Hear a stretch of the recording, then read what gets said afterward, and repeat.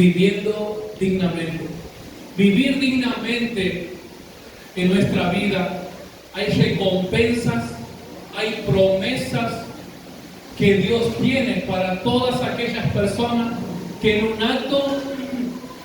acto de valentía toman la decisión de hacer de su vida una vida de disciplina, una vida de constancia, una vida de perseverancia en la presencia del Señor, conforme su palabra, para vivir dignamente. Hay grandes promesas de Dios para esas personas. Amén. Quiero que vayamos, cuando hablamos de vivir dignamente, también estamos hablando de una madurez espiritual. Estamos hablando de un crecimiento espiritual. Amén. Libro de Efesios. El escritor de este libro ha sido el apóstol Pablo. Lo escribió cuando estaba preso. Y esta carta estaba dirigida a la iglesia de Éfeso, ¿sí?, que era la capital de una provincia romana. La iglesia de Éfeso es la misma iglesia que también la vemos en el libro de Apocalipsis capítulo 2, que está que el Señor envía mensaje a las 7 iglesias. Una de esas 7 iglesias es esta misma, ¿sí?, que el Señor les habla que habían perdido su primer amor. Pablo desde la cárcel escribe estas palabras a la iglesia de Éfeso diciendo, Efesios capítulo 4 versículo 1 y 2. Dice la palabra del Señor: yo pues, preso en el Señor, os ruego que andéis como es digno de la vocación con que fuiste llamado, con toda humildad y mansedumbre, soportando con paciencia los unos a los otros en amor. Amén. Pablo inicia diciendo: yo pues preso en el Señor. El primer argumento que Pablo utiliza para hablar a la iglesia es hablando un poco acerca de su vida. Y dice Pablo: yo pues preso en el Señor. Cuando Pablo dice preso en el Señor, Pablo está resaltando, nos está dejando ver el sacrificio, el duro sacrificio, el duro y alto precio que él estaba pagando para seguir al Señor, viviendo una vida digna. Si vemos un poco y analizamos la vida del apóstol Pablo, vamos a encontrar que Pablo describe muchas veces acerca de su vida diciendo que era embajador en cadenas, que había recibido azotes sin número, que había estado en peligro de muerte, azotado con vara, apedreado, que sufría hambre, sufría desnudez, sufría peligro, persecución y sufría por el peso, sintiendo la responsabilidad de las iglesias. Teniendo en cuenta ese contexto de la vida de Pablo, ese espacio, ese sacrificio, Pablo comienza a dar el mensaje a la iglesia. Yo pues preso en el Señor, dice, os ruego. Esta palabra tiene un significado o un sentido de súplica, ¿sí? Y viene del verbo rogar. Si nosotros vemos cuidadosamente y analizamos los escritos de Pablo, vamos a ver que esta característica, cuando Pablo dice os ruego, es una característica muy común y muy normal en la vida de Pablo, que Pablo usaba a menudo para expresarse o para dirigirse a la iglesia del Señor. Y es un gran ejemplo que Pablo nos da la forma, la manera en la cual se debe entregar un mensaje, la forma, la manera en la cual nosotros debemos predicar y exponer la palabra. Y Pablo dice, os ruego. Pablo no está siendo un dictador. Pablo no se está comportando como un jefe y dando una orden directa. Vos tienes que hacer esto, vos tienes que hacer lo otro, vos vete para allá y vos te quedas aquí. Cada vez que Pablo se dirigía a la iglesia, Pablo se dirigía con amor, con súplicas. Amado mío, os ruego por la gracia de nuestro Señor Jesucristo. Amado, precioso y corona mía. Siempre Pablo manifestaba el amor incondicional como siervo, como ministro, de la iglesia del Señor como líder. Y es un gran ejemplo que nosotros debemos tomar como líderes de la iglesia o como pastores de la iglesia. Pablo era una persona. Ahora, ¿por qué Pablo dice os ruego? ¿Por qué Pablo utilizaba esa palabra? ¿Cuál era el sentir? ¿Qué es lo que lo motivaba a Pablo a expresarse de esa forma y no dar una orden? No ordenando, no imponiendo nada, sino rogando con súplica. Lo que motivaba a Pablo a expresarse de esa forma era la humildad que tenía. ¿Y sabe por qué? Porque él consideraba al resto superiores a él mismo. En el libro de 1 Corintios 15:9 dice el apóstol Pablo: porque yo, dice, soy el más pequeño de todos los apóstoles. Ni siquiera, dice Pablo, merezco, ni siquiera soy digno de ser un apóstol, porque era un perseguidor de la iglesia. En el libro de 1 Tesalonicenses, capítulo 2, versículo 7, Pablo nos deja un ejemplo bien claro de la forma, de la manera que nosotros debemos guiar a la iglesia, de la manera que debemos gobernar a la iglesia del Señor. Dice Pablo: antes fuimos tiernos entre vosotros, como la nodriza que cuida con ternura. Fuimos tiernos, dice Pablo, entre ustedes, como la nodriza que cuida con mucha ternura, que cuida con mucho amor aquel hijo que le ha sido encomendado para que ella pueda cuidar, para que pueda guiar o para que pueda enseñar. Cuando la Biblia habla de nodriza, hace referencia a lo que nosotros conocemos hoy en día como una niñera. Dice Pablo: nosotros los hemos cuidado, los hemos hablado, les hemos enseñado con mucho cariño, los hemos cuidado con mucho amor, como a una nodriza. Ahora, ¿por qué la nodriza tiene ese comportamiento? ¿Por qué la nodriza tiene que cuidar con mucho amor, con mucha ternura a los niños que les son encomendados? Primero y principal, porque no son sus hijos. Y si esta nodriza no cuida de esos niños con amor, con ternura, ella va a tener que rendir cuenta a los padres de los niños. ¿Por qué? Porque no son de ella, no son propios, les han sido asignados, les ha sido encomendado los niños para que ella pueda cuidarlos con amor, con cariño, con ternura. Ahora, ¿cómo nos relacionamos con la iglesia? Todo ministro, todo líder o todo pastor tiene que saber que la iglesia no le pertenece. Tenemos que saber que las almas, que los hermanos no son de nosotros, no nos pertenecen. Yo no los he comprado a ustedes. Ustedes no son propiedad mía, ustedes son propiedad de Cristo. Por eso dice el apóstol Pedro: mirad, dice, aconsejando a los pastores, dice Pedro, yo anciano también, que cuidéis de la grey del Señor, apacentándola, no por ganancia deshonesta, sino con amor, con cariño, con ternura.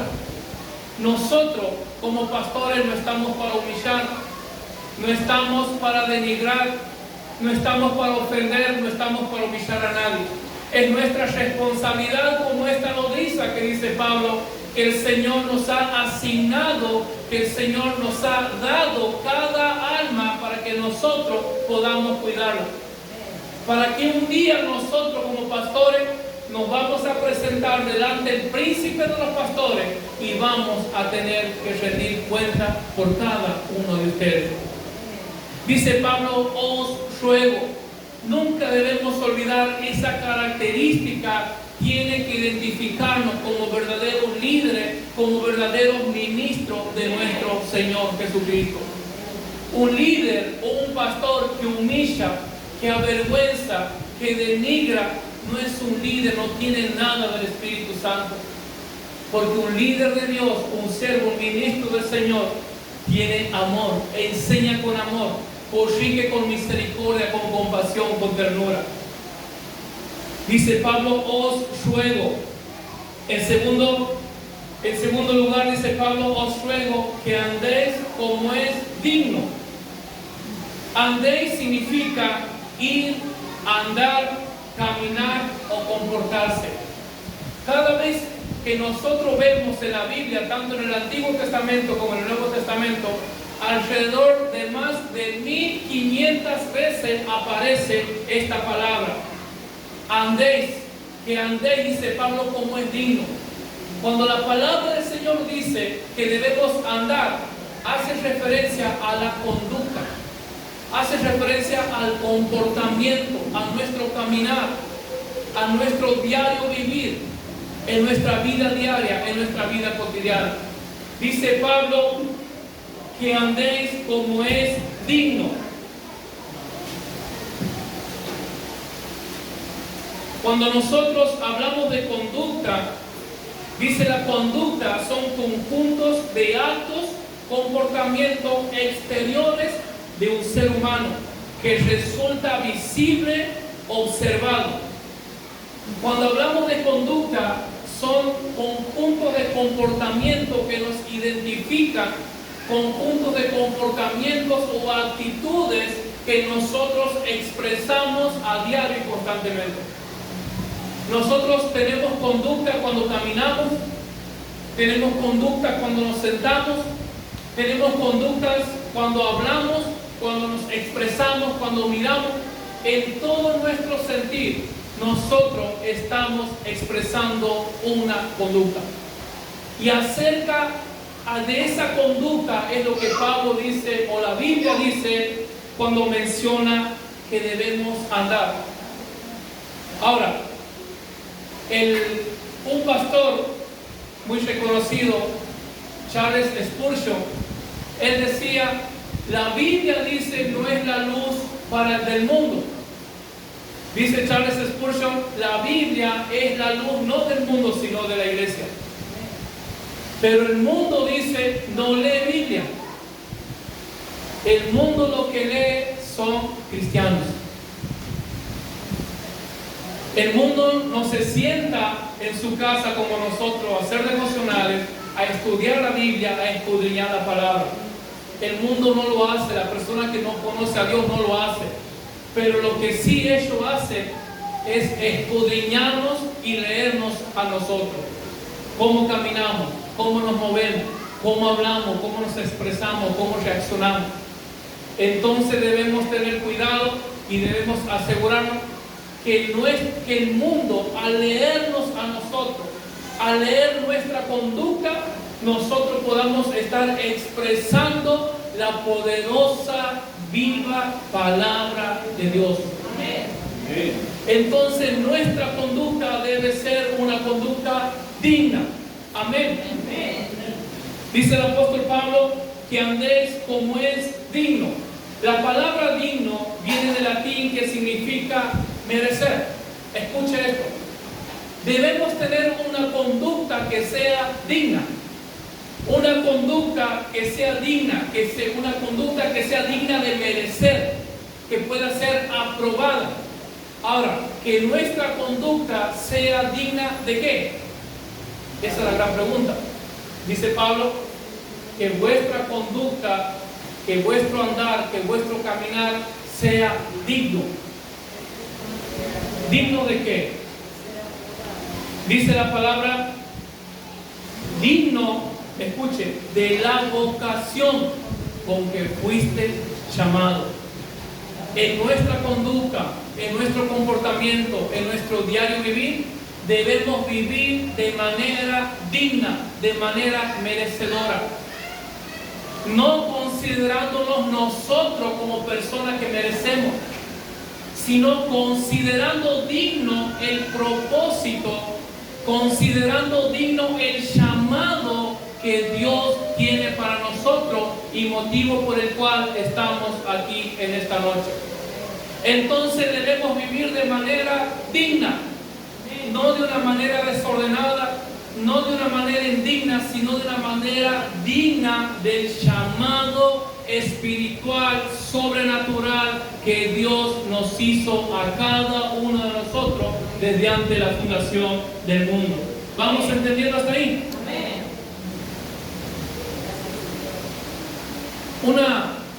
Una ilustración de un ejemplo. Usted imagínese que usted se encuentre en condiciones malas, una economía mala, emocionalmente mal, que no tenga para comer, que no tenga que vestir, que no tenga para alimentarse y que viva debajo de un puente. Y que usted viva sin esperanza de nada. Y como si eso fuese poco, que usted sea un esclavo. Que usted no es dueño de su vida. Pero un día usted recibe un llamado y dice, mire, soy la secretaria, soy el asistente del presidente de Norteamérica, de los Estados Unidos de América. Y el presidente lo ha elegido a usted para adoptarlo como hijo suyo. ¿Qué sentiría usted en ese momento? La mayoría sentiríamos que en ese momento se nos ha solucionado la vida. Usted imagínese que el presidente nos llame, la persona más poderosa y más rica, para decirnos, quiero adoptarte como mi hijo. Inmediatamente nosotros vamos a saber que al ser hijo del presidente, vamos a tener que cambiar, ¿qué cosa? Nuestra conducta. Vamos a tener que cambiar nuestro comportamiento. Vamos a tener que cambiar nuestra manera de expresarnos. Vamos a cambiar nuestra manera de pensar. Hasta vamos a caminar la manera de vestirnos y la manera de caminar. ¿Por qué? Porque ahora somos o vamos a ser hijos del señor presidente de los Estados Unidos de América. Entonces vamos a entender que los ojos del mundo entero van a estar sobre mí. Y ya no puedo andar como yo quiera y no puedo vivir como yo quiera. Además de eso, vamos a ser conscientes que la riqueza y todo lo que el presidente posee es nuestra herencia. Va a ser nuestra heredad y con la probabilidad de ser el futuro presidente. Usted piense por un momento, imagínese recibir esa llamada. Bueno, de la misma forma y de manera mucho más poderosa, Dios lo ha hecho con cada uno de nuestras vidas. Dios dice que nos ha llamado, nos ha escogido desde antes de la fundación del mundo. Antes que el mundo existiera, antes que el mundo fuese creado, usted, cada uno de nosotros, hemos recibido un llamado divino, un llamado sobrenatural, un llamado espiritual, un llamado poderoso. Y déjeme decirle que ese llamado de parte de Dios no se compara en nada al llamado de ninguna persona, de ningún millonario que pueda existir en el mundo. No se compara para nada.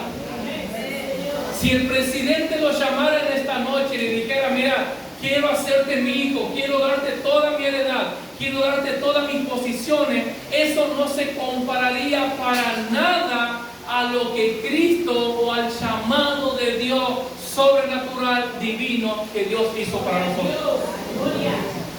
Ahora bien, el Señor nos ha llamado, ¿para qué? Dice la Biblia en Efesios capítulo 1, versículo 4 y 5. En el versículo 4, primero dice que Dios nos ha llamado, nos ha elegido, nos ha escogido desde antes de la fundación del mundo. Dice en el versículo 4 de Efesios capítulo 1 que Dios nos ha llamado para vivir una vida santa, para vivir una vida pura, para vivir una vida sin mancha delante de Él. En el versículo 5 del mismo capítulo dice que Dios nos ha llamado para adoptarnos como hijos suyos. Él nos ha llamado para adoptarnos como hijos suyos. En Romanos capítulo 8, versículo 29, dice que desde antes de la fundación del mundo Dios nos ha predestinado, nos ha elegido, nos ha escogido con otro propósito, con el tercer propósito, para que seamos, escuchen, para que seamos hechos conforme a la imagen de Cristo Jesús. El tercer propósito divino que Dios nos ha dado, para que un día, cuando partamos de esta tierra, lleguemos a la presencia del Señor y seamos semejantes a nuestro Señor Jesucristo. Dígame si existe alguien en el mundo que pueda darnos un privilegio mayor que el que Dios nos ha dado. Dígame si existe alguien en el mundo que nos pueda hacer un llamado superior o una oferta mejor a la que Dios nos ha dado. No existe. Ahora bien, así como Dios nos ha llamado para que seamos santos, perfectos, sin arrugas delante de Él, para que seamos hijos suyos y para que seamos hechos conforme a la imagen de Cristo, entonces ahora nuestra conducta tiene que ser diferente. No podemos vivir como vivíamos antes de haber conocido a Cristo. No podemos vivir como vive el mundo, que no han sido llamados todavía por Dios. Nuestra conducta tiene que ser diferente. Nuestra forma de pensar, nuestra forma de caminar, nuestra forma de vestirnos, nuestra forma de hablar, nuestra forma de pensar tiene que ser diferente. ¿De qué manera? Tiene que ser de manera digna. Tiene que ser de manera merecedor. ¿Merecedor y digno de qué? De ese gran propósito, de ese gran llamado que el Señor nos ha regalado sin merecerlo. Siendo pecadores, siendo malos, dice que Él nos ha dado vida cuando estábamos muertos en delitos y pecados. De esa esclavitud, de esa muerte, Él nos ha traído y nos ha dado estos privilegios. Entonces, ¿por qué nuestra conducta se parece a la del mundo? Mis queridos hermanos, no tiene que ser así. Tiene que haber una diferencia en nuestra conducta, en nuestro comportamiento. Muchas cosas, escuchen, la mayoría de los problemas, circunstancias, situaciones difíciles en las que muchas veces nos encontramos, todo es producto de nuestra conducta. Nuestra conducta siempre trae una consecuencia. Nuestra conducta siempre va a dar frutos. Usted imagínese que yo salga en este momento con una conducta mala, desagradable, y me paro en plena avenida Rivadavia, comienzo a insultar a todos, comienzo a patear los autos, comienzo a gritar, comienzo a pegar. ¿Cuál va a ser el resultado de esa mala conducta?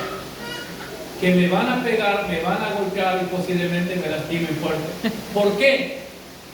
¿Tiene la culpa Dios? No. Es mi conducta inadecuada. Es mi conducta que no es la conducta de un hijo de Dios la que me ha llevado a hacer eso. Vayamos a otro ejemplo. Voy a mi casa, llegamos con mi esposa esta noche, comienzo a insultar a mi esposa, comienzo a agredirla verbalmente, comienzo a menospreciarla. ¿Cuál va a ser el resultado de eso? Una destrucción de mi matrimonio.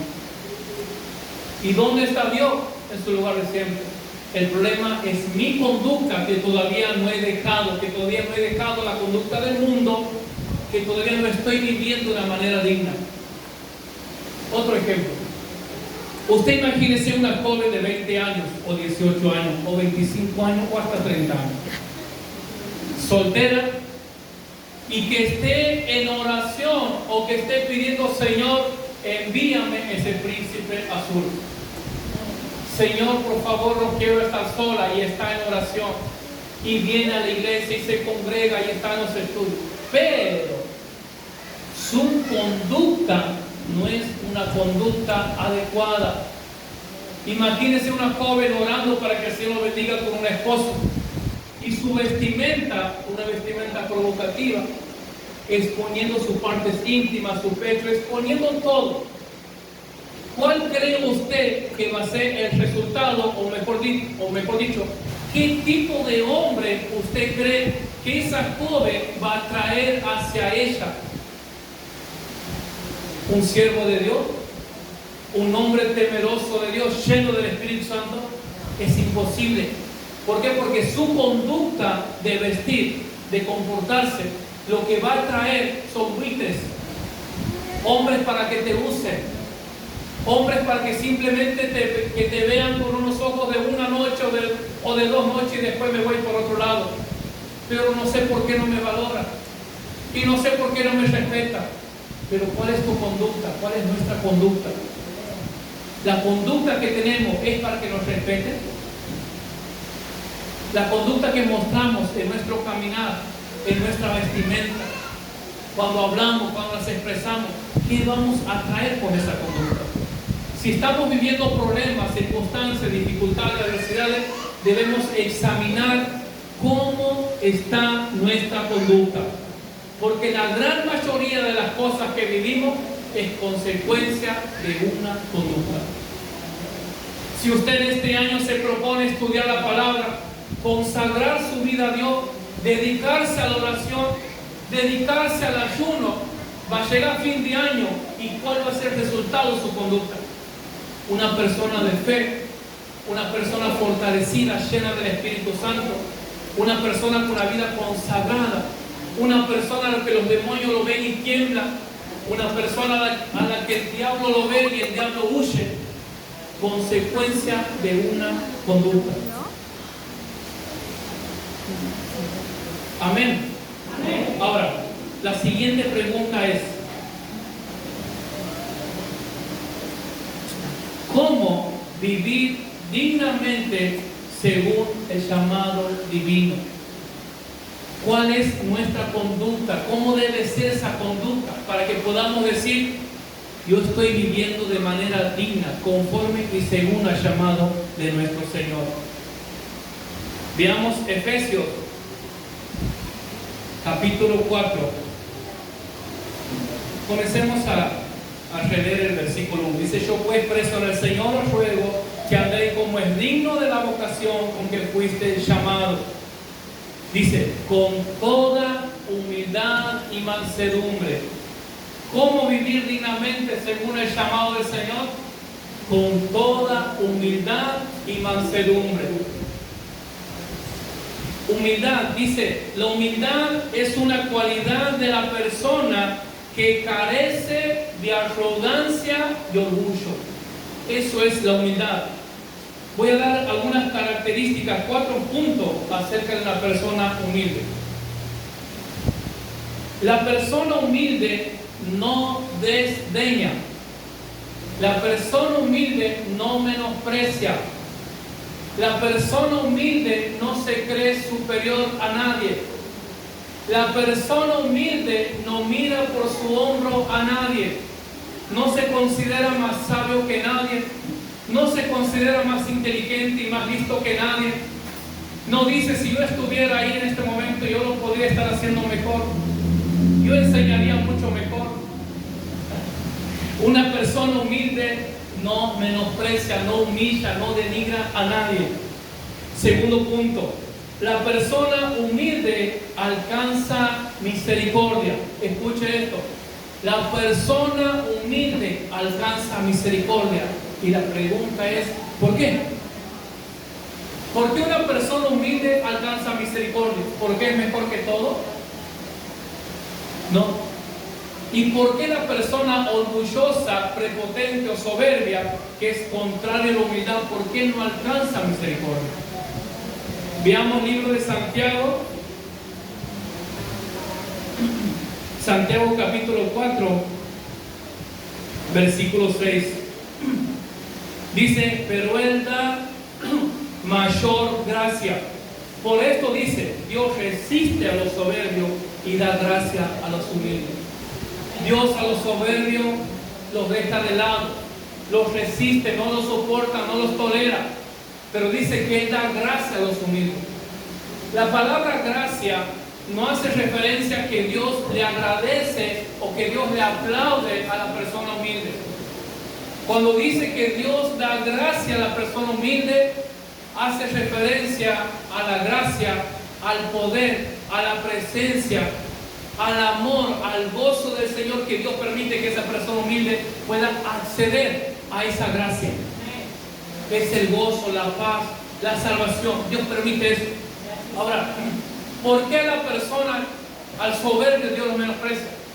Porque la persona que no es humilde, él no necesita arrepentirse. La persona que no es humilde y es orgullosa, para él todo está bien. A él nadie lo puede corregir. Todo lo hace bien. Todo lo hace perfecto. Todos necesitan cambiar alrededor de su entorno menos él. Cuando lo corrige, se enoja, se ofende. No busca consejo. ¿Por qué? Porque él es arrogante, porque él es orgulloso. Y entonces eso es lo que no le permite acceder a la gracia, a los beneficios y a la obra del Espíritu Santo. Su arrogancia, su soberbia. En cambio, la persona que es humilde, Dios lo recibe, Dios lo acepta. ¿Por qué es mejor que todo? No. Porque el humilde, al igual que el soberbio, se equivoca, peca, cae, habla mal, dice cosas. Pero como es humilde, dice: Señor, reconozco, me arrepiento, me he equivocado nuevamente, necesito un consejo. Por favor, usted me puede dar un consejo.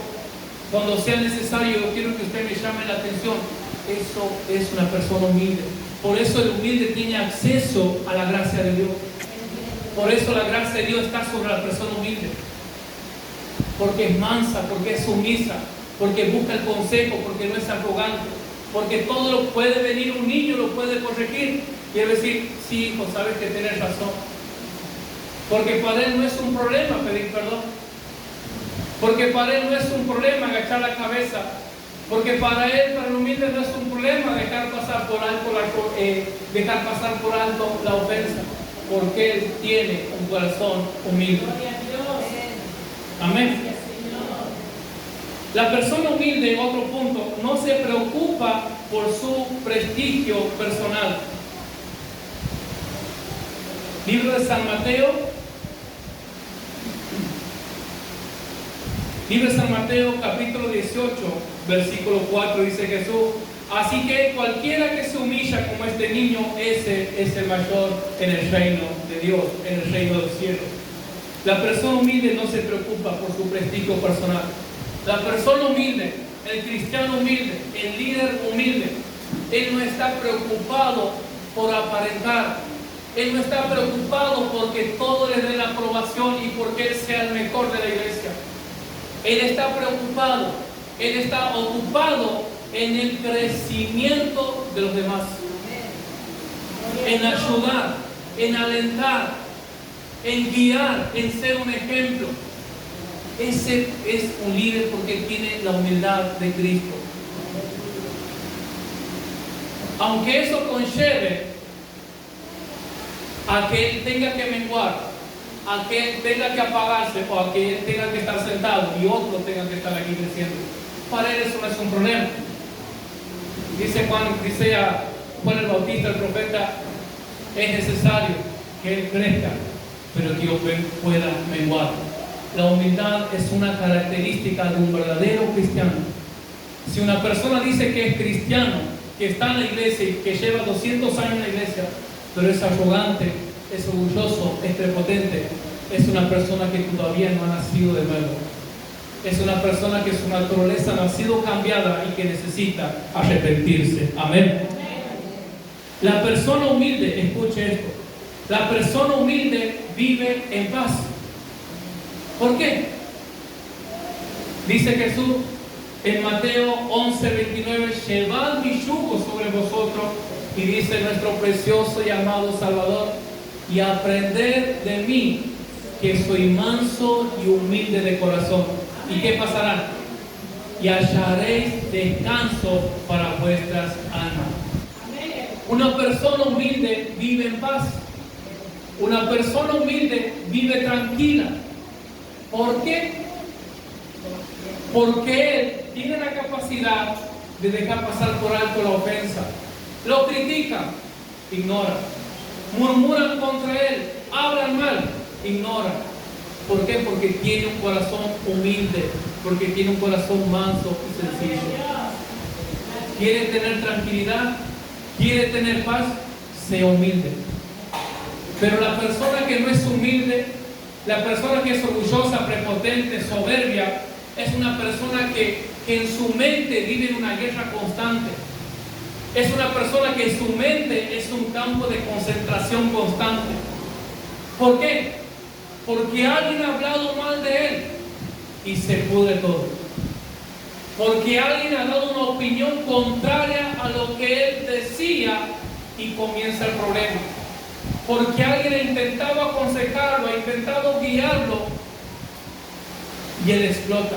¿Por qué? Porque su arrogancia, su soberbia, su orgullo lo lleva a estar constantemente a la defensiva de todo. Y se siente atacado, y se siente usado, y se siente que todos los miran, que todos lo hacen a un costado, y vive en una guerra constante en su mente, por su arrogancia, por su soberbia, por su orgullo. Pero la persona humilde dice, bueno, no pasa nada, por algo habrá dicho ella. Por eso es que el humilde, por eso dice Jesús, aprended de mí, que soy manso y humilde, que hallaréis descanso. Jesús vivía en paz, vivía tranquilidad. ¿Por qué? Porque era manso, porque era humilde. Opinaban los fariseos, los saduceos. Él decía, Padre, perdónale, porque no sabe lo que hace. Oh, y la paz inundaba el corazón de Jesús. Dice, con toda humildad y mansedumbre, versículo 2, soportándoos con paciencia. Otro punto. Soportando con paciencia. Soportar significa llevar una carga o peso. Significa estar abajo o servir de apoyo. Soportar, resistir, estar abajo, ayudar o ser de apoyo. Debemos aprender a soportar. Tenemos que aprender a ayudar, a estar abajo para sostener al hermano que es débil, a estar ahí dispuesto para dar la mano al que ha caído, a ser paciente con el hermano que todavía es un niño, a ser paciente todavía con el hermano que todavía no ha alcanzado una madurez espiritual suficiente y que por ahí viene de mal humor o tiene problemas y me mira mal o me critica o ha murmurado algo mal de mí. Tenemos que ser un apoyo, tenemos que soportar a ese hermano, soportar a ese niño. ¿Por qué? Porque es un niño espiritual. No debemos dejarlo al costado, no tenemos que darle con un martillo en la cabeza, no tenemos que humillar, decir, este ya me tiene cansado, este no cambia más. No. Tenemos que estar ahí. Si somos maduros, si nosotros somos maduros y no somos niños como esa persona, tenemos que estar ahí brindando nuestro apoyo, brindando nuestra paciencia. Porque un día alguien ha tenido paciencia por nosotros. Un día alguien ha soportado por nosotros, porque todos en un momento hemos pasado por esa infancia espiritual o por ese niño espiritual. Molesto, inmaduro, inconstante, inquieto. Y un día, no se olvide que un día alguien ha tenido paciencia con usted. Y si eso le parece poco, no se olvide que todos los días, que cada instante, cada momento y cada segundo, Dios sigue teniendo paciencia con nosotros. Dios nos sigue soportando. Fallamos, caemos, nos equivocamos, desobedecemos y Él nos abraza y nos dice, vos sos mi hijo, yo te amo. Y Él nos apoya. Entonces, ¿por qué nosotros no queremos hacerlo? ¿Por qué no apoyar a nuestros hermanos? Romanos 15:1 dice, los fuertes deben soportar las flaquezas de los que son débiles. Si usted se considera una persona madura, si usted se considera una persona espiritual, usted tiene que dar fruto, que es una persona madura y que es una persona espiritual. ¿Cuál es el fruto? Que usted, como es una persona fuerte y madura, usted va a soportar al que es débil. Usted va a ayudar al que es flaco. Pero si usted se pone a la misma altura de él, usted es un niño todavía, no se engañe. Si usted todavía reacciona mal, si usted todavía critica, murmura, siembra división, contienda, usted todavía es un niño espiritual. Pero no se haga problema que estamos para amarles, estamos para ayudarles, porque todos hemos pasado por ahí en algún momento. Y también va a llegar a la madurez a tu vida. Gálatas capítulo 6. Gálatas capítulo 6, versículo 2 dice, sobrellevad los unos la carga de los otros. Si somos maduros, tenemos que examinar si estamos sobrellevando la carga del hermano. Escuchen, el hermano que usted lo considera que todavía es un niño, que tiene su lucha, que es inconstante, que no puede perseverar. Él tiene el deseo de agradar a Dios. Él tiene el deseo de madurar. Él tiene el deseo de ser constante, de ser perseverante. Él tiene el deseo, pero no puede. Y para él eso es una carga. Para él eso es un problema. De que él todavía no pueda perseverar, que todavía no pueda afirmarse, que todavía no pueda congregarse con persistencia. Para él es una carga. Que todavía no pueda entender, que no pueda comprender la palabra. Que todavía por ahí le salgan palabras malas. Que todavía por ahí él no pueda mirar mal a usted. Para él es una carga. Entonces dice, tenemos que aprender a sobrellevar, a ayudar a sobrellevar la carga de los otros. ¿De qué manera? Ayudando, hablando, demostrándole nuestro amor, demostrándole nuestro afecto, brindándole un abrazo, una palabra, brindándole comprensión, cariño, ternura, amor. Necesito amor, cariño, ternura. Si usted es una persona madura, esas cualidades tienen que estar en usted. Avanzamos. Dice, soportando con paciencia. Soportando con paciencia. Cuando hablamos de paciencia, hablamos de resistencia, de perseverancia, de constancia. Y debemos entender que la paciencia es un fruto del Espíritu Santo. Aquí voy a entrar un poquito. La paciencia es un fruto del Espíritu Santo. Entonces, si yo digo, uy, no lo soporto, ya no lo aguanto más, no lo aguanto, este hermano cree que me hagan sacudir un poco.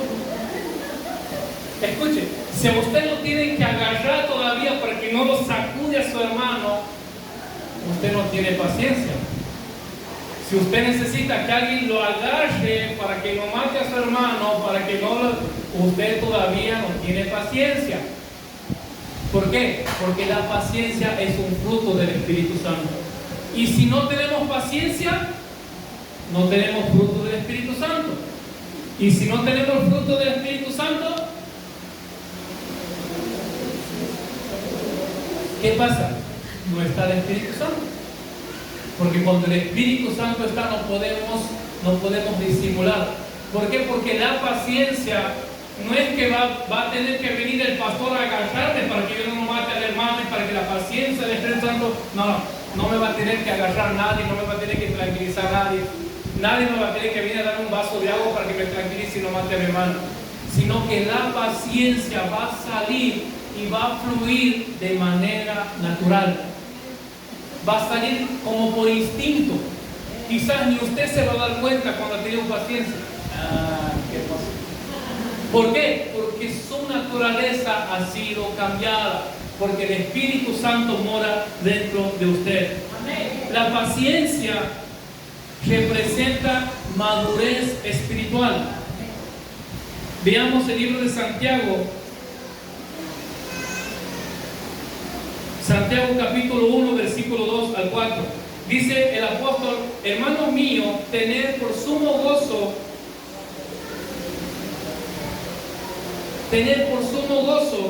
cuando os halléis en diversas pruebas, sabiendo que la prueba de vuestra fe produce paciencia.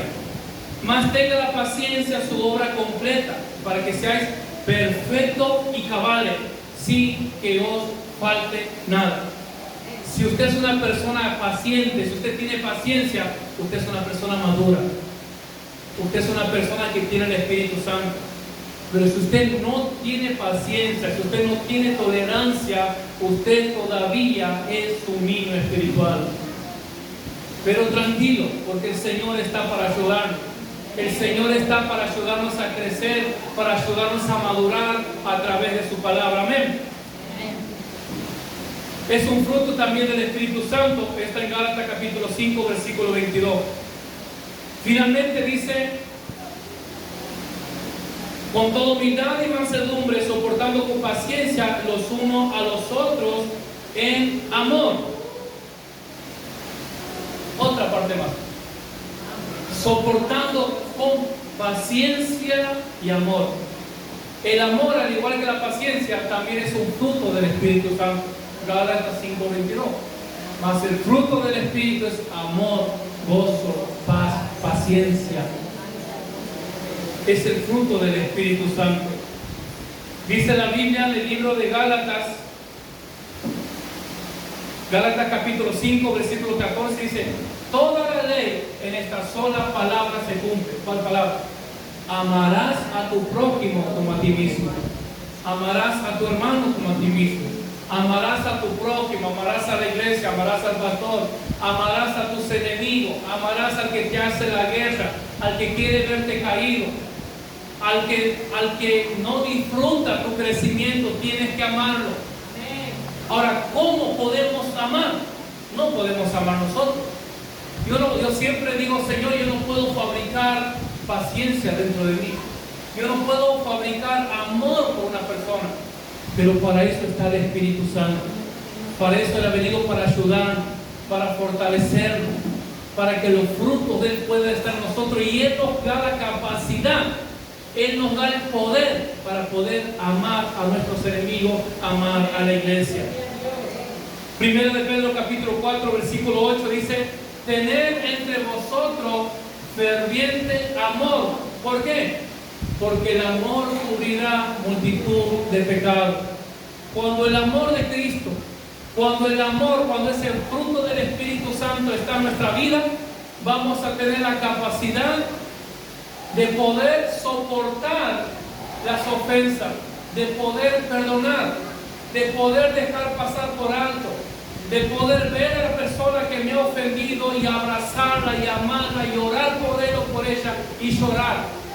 ¿Por qué? Porque es el amor de Dios el que me lleva a soportar. Dice: el amor cubrirá multitud de pecados. Cuando dice multitud de pecados, hace referencia a la capacidad de perdonar las ofensas, de dejar pasar por alto. Amén. Amén.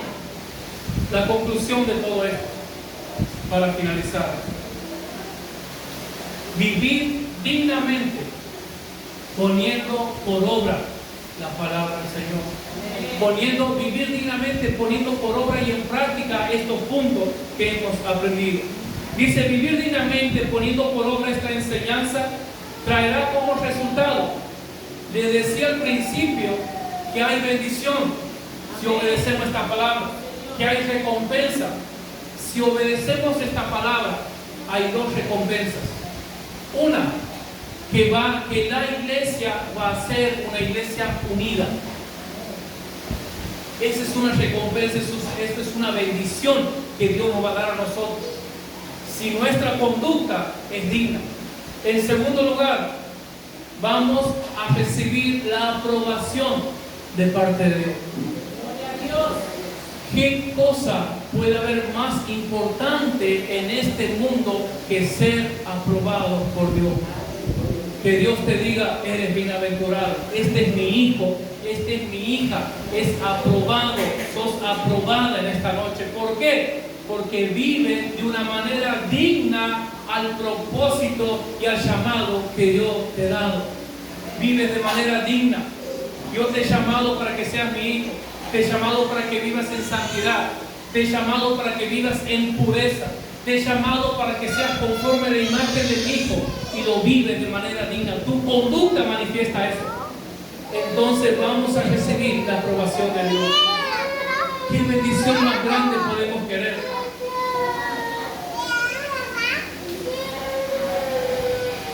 Finalizo con una ilustración. Hay un animal llamado el armiño que se encuentra en Europa. Es casi similar a una rata un poquito más grande. El armiño es un animal con un pelaje muy bonito, muy precioso, es muy luciente, es de color blanco. Y el armiño tiene una característica que él cuida su pelaje, cuida su cuerpo y no le gusta ensuciarse. Y al ser tan precioso, mire qué tan precioso que es el armiño, que es su pelaje, que tiene mucho valor y son carísimos. Entonces, como el armiño no le gusta ensuciarse, él siempre quiere mantenerse limpio, Los cazadores usan una estrategia en su contra. Los cazadores van a las cuevas del armiño. Cuando ellos salen, los cazadores ponen lodo alrededor de la cueva del armiño. Ponen lodo alrededor y ponen lodo en la cueva del armiño. Entonces esperan que el armiño venga. Cuando el armiño viene y se da con esa situación, tiene dos opciones: ensuciarse y entrar a la cueva, o morir conservando su limpieza, o morir conservando esa esplendidez de su pelaje. Y la decisión que el armiño toma, se entrega, y por cuidar su pelaje muere de una manera digna. El apóstol Pablo, cuando escribía estas palabras, estas estrofas, nos enseñaba y nos dejaba un ejemplo tremendo. Al igual que el armiño, el apóstol Pablo un día ha tenido que tomar una decisión: conservar su vida y manchar su santidad, o entregar su vida, morir de una manera digna del propósito de Dios, pero perder su vida. Y él ha decidido entregar su vida, que le corte la cabeza, pero ha cuidado, ha preservado la santidad. Cuida tu santidad. El armiño entiende que su pelaje es luciente, hermoso y que vale muchísimo, pero él prefiere entregar su vida antes que su pelaje se manche. La santidad que nosotros tenemos cuesta mucho. Cristo ha pagado un precio muy alto por tu santidad. Él ha pagado un precio muy alto por tu salvación. Entonces no dejes que la conducta indigna pueda manchar tu vida. Caminemos con una conducta digna de ser hijo de Dios. Caminemos con una conducta digna de vivir una vida en santidad y pura delante de su presencia. Póngase de pie, por favor, en esta noche.